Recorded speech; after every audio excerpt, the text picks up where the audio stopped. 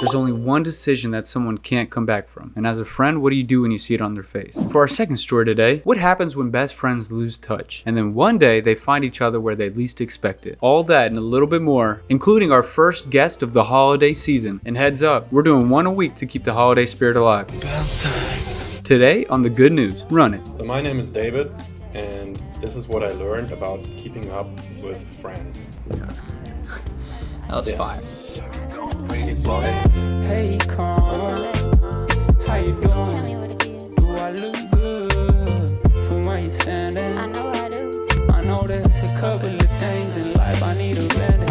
Welcome back to the Good News, y'all. Show where we look at good news from around the world, checking out different countries, communities, industries. And in today's episode, the reality of friendships and the difficulties of life. Have you got a shorter name? And our guest today is going to speak to his own experiences keeping up with friends from all over the world. When I met him, he was an international student from Germany, if that helps explain his particular expertise in this field. And as always, politics is out of here. And with that, my name is Logan, and let's dive right in. I'm coming out the gates hot today, okay? So buckle up, because this is a deep story. And with the weather getting cooler and the days getting shorter, I think it's good to start things off showing the importance of a wellness check. Just thought I'd call, see how you're doing. So two brothers in arms in the Air Force, recently stationed in Germany, developed a strong brotherhood, Austin and Anthony. And in early 2024, Austin spent a while battling various issues as sort of all culminated into an unshakable weight. And like many men and many people with heavy hearts do, Austin just left it alone and dove into his work, hoping it would just go away. But it never did. It just kept lingering in the back of his mind until one day he just stumbled into the idea of ending things. Not as a serious commitment, but just as a thought. And the scariest part is, as nonchalant as you could ever be, Austin casually went out and just bought the supplies, saying that he didn't intend to use them, but if he needed them, he had them. And that was the same kind of thinking that a few weeks later, after the weight of the world kept bearing down on him, that led him to telling himself if he went home this night, that was it. And what frightened him the most about it was that he believed it too. And just as his shift was coming to a close, Austin got up to leave. Then Anthony noticed something was off about him and just stopped him to ask if he was doing okay. And that's when Austin told him everything. And Anthony did what he was trained to do given the circumstances. You ask, you care, and you escort. And Anthony waited by Austin's side until the help arrived. And after some time diagnosing the concerns and understanding his situation, Austin was restationed back home, closer to friends and family, and says Anthony is the reason he's alive. And Austin hopes that he can fulfill that role that Anthony was for him for other people feeling the same thing. And obviously I think it's important to have this conversation because like I said before, on this show, we don't want to hide from the fact that the world isn't a perfect place and there's a real darkness out there. So when I see another man or another woman face that darkness and conquer it, I want to give them their flowers. And I want to tell Austin in particular, we're here for him if he by chance ever finds the show. I like that. Now right there is some good news. And for our last story before the community highlight, remember your childhood best friends? How many of them do you actually know what they're doing now?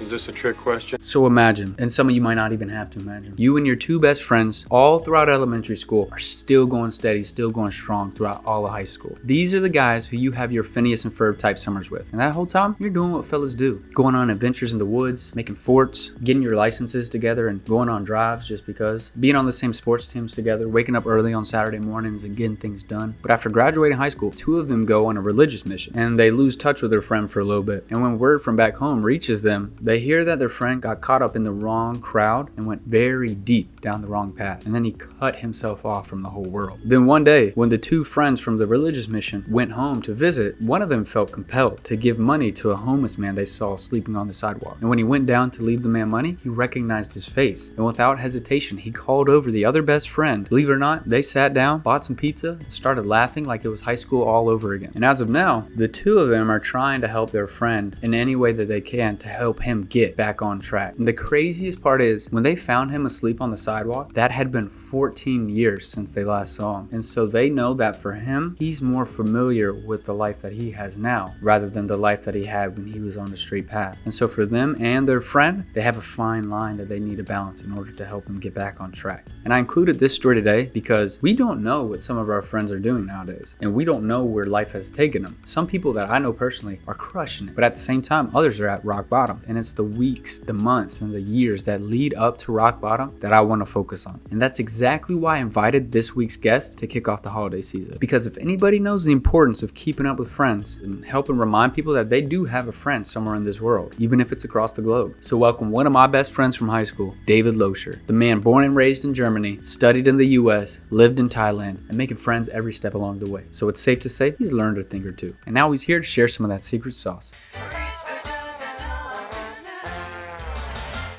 So my name is David.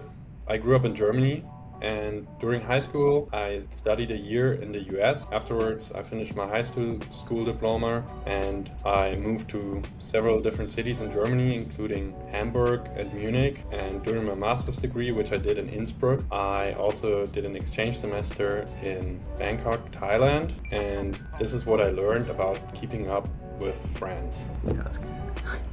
That was fire. So the first tip I have is that you shouldn't force the contact. I agree. Like sometimes you gotta let people just do their own thing for a little bit.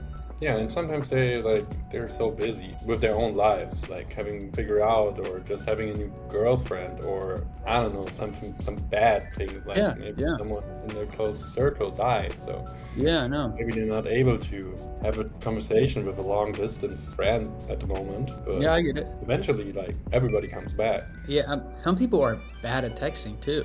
So Some like people are bad at texting too, yeah. it'll be like my girlfriend, she won't respond to people for a week. And like the length of time it takes for her to respond depends on the length of the message the person sent. Like if they send a long message, it's gonna take her 2 weeks to respond. But if it's a short one, she can probably get to that in a few days. I feel also like there's no time limit on texting back. Yeah. As long as you do it eventually. Second tip for keeping up with friends is to periodically check in on them. I like that one a lot, actually. When I looked at your document, you said periodically check in on them. That was the one that I was like, that's perfect, because like the stories for today's episode, the gentleman in the Air Force, Austin and Anthony, that's the reason Austin's alive, is because Anthony was checking in on him, you know? And although they were closer, it wasn't long distance. Like our relationship is like, you're in Germany, I'm here. And then some friends, like you have friends in Thailand, you have friends in the United States as well. I think checking in on them is a very good thing, you know, and not overwhelming. Yeah, for sure. And also, like, you know, depends what you like post on social media too. I mean, like one of my friends in Thailand got laid off like a few months ago, and I texted him, or in the beginning of the year there was that big earthquake in Bangkok, and I texted my friends if they are okay, because, you know, I saw, okay, earthquake in Thailand, let's text them, let's see if they're okay. And I mean, that's not like a periodic thing, that's event-based, but still, like, well, yeah, like social media helps a lot staying in contact, just by maybe sending memes or reels, or like seeing your name. Like sometimes when our high school posts anything, like I sometimes see your name on it, or other friends' names. Try to meet up when you're in their region.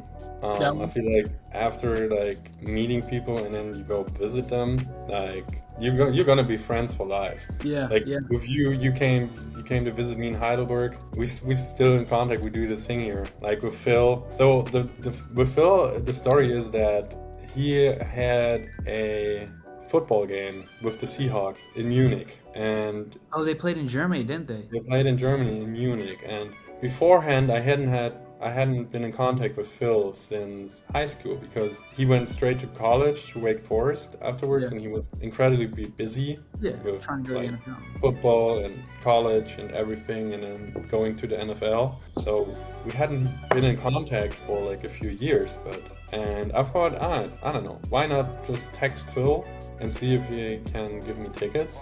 And in the beginning, he said he already got people coming. And then like 2 weeks later, he texted me, all right, you can have the tickets if you still want them. And I was like, yeah, coming. And then I went to Munich, and actually we met up on Saturday before when they had like free time to explore the city center of Munich. Yeah. It was so much fun, because I was there with like all the NFL guys, just talking to Phil and like his friends. Yeah. And like all the Germans standing around taking pictures of us, thinking I was part of the team. That's so cool. That about wraps up this week's episode of the Good News. The whole emphasis today was, of course, just to let you guys know the importance of keeping up with friends. You know, the guys or gals that always had your back, the ones that always wanted the best for you, and the ones that you had those summer plans with. Also, I feel like I should say this is not a PSA to reconnect with people you've obviously outgrown. Everybody has those people. And as always, if you have any good news going on in your life, no matter how big or how small, let us know in the comments. We'd love to give you a shout out on the next community highlight. So be sure to get plenty of doom scrolling in Friday to Wednesday, because next Thursday we're on time, on schedule, and on demand. We're gonna be right here talking about some good news, and we hope to see you there. And as Patches O'Houlihan says, bye bye. Hey, Carl, how you doing? Do I look good from where you standing? I know I do. I know there's a couple of things in life I need to remedy. Hey, Carl, how you doing? Tell me. Do I look good